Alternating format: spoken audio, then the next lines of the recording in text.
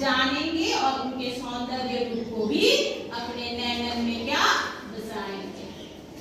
अब आगे बढ़ते हैं। श्री कृष्ण से पंक्ति में देखो कि बसो मेरे नैनन में नंदलाला का अर्थ होता है हे कृष्ण। कौन कह रही है ये? मीराबाई श्री कृष्ण से प्रार्थना करते हुए कहती है हे कृष्ण मोहिनी मूर्ति बसी सुरती नैनन बने विशाल। मतलब कि हे कृष्ण आप मेरे नैनन में बस जाओ, आप मेरे नैनन में बस जाओ, जिससे मैं अपने रोम रोम में आपको ही क्या करूं? आपको ही पाऊं और आपको ही रूप रंग को संवारूं। मोर मुकुट मकदा जो सिर पर मुकुट है विराजमान है, वो उसमें क्या अति शोभा दे रही है? एक तिलक। तिलक में वो मुकुट अधर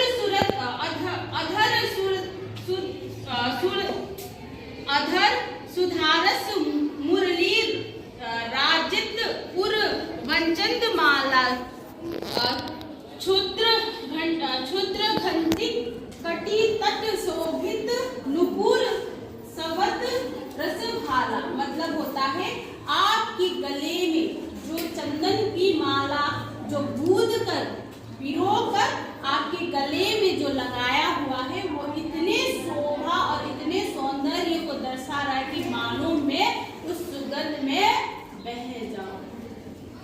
समझ में आया? मीरा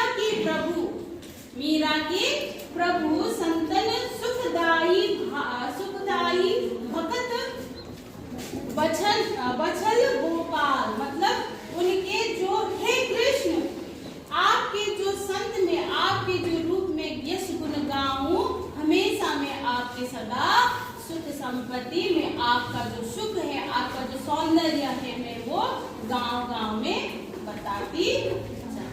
ठीक है? क्या समझ में आया? समझ में आया? कुछ पूछा जाए? कुछ पूछा जाए? आप बताओ, आपने इस 6 लाइन की पंक्ति में आपने क्या जाना और क्या समझा? कुछ एक लाइन, एक दो लाइन।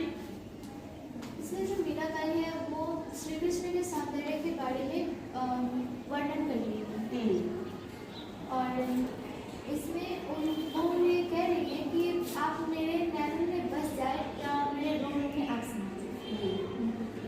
Very good. तो हम आगे बढ़े। अच्छा लग रहा है तो कविता? अब यहाँ पे फिर कहती है मीराबाई अपने किससे कहती है? किससे कहती है? श्री कृष्ण से। हरि तुम हरो जन की पीर। हे प्रभु हरि का अर्थ क्या हुआ? श्री कृष्ण आप इस संसार के पीर को हरो। पीर मतलब दर्द, दुख, पीड़ा। द्रौपदी की लाज राखियो तुम बड़ियो चीर। द्रौपदी की कहानी सुने हो? हाँ, द्रौपदी का वस्त्र हरण हुआ है, सुने हो ये चीज? चलो, नहीं सुने हो? अच्छा, मैं एक उदाहरण देती हूँ। कोई तुम्हारे सामने किसी को कोई या फिर टोंटिंग कर मतलब बेइज्जती कर रहा हो या फिर उसे कुछ अपमानजनक बातें कर रहा हो, या फिर सोचो कि एक बुजुर्ग है तुम्हारे सामने और कोई व्यक्ति उसे बेतहाशा कह रहा है, क्या उस चीज को तुम देख के चले जाओगे या फिर उस पर तुम अपना एक विचार दे के जाओगे? देकर जाएंगे ना। तो किसी भी दुख की पीड़ा मतलब यह होता है कि किसी के ऊपर अगर पीड़ा आ रही है, लाचारी विवश हो रहा है, तो तुम उस पर खड़े रहो, उसकी सहायता करो। यही यहाँ पे उसका उदाहरण दिया है, द्रौपदी लाज राखी। महाभारत में घटना हुआ था, जो भीष्म दुशासन ने द्रौपदी का वस्त्र हरण किया। वस्त्र हरण मतलब कपड़ा खोल दिया था, उसको नग्न रूप में रखने के मतलब नग्न रूप में करने के लिए रहा था।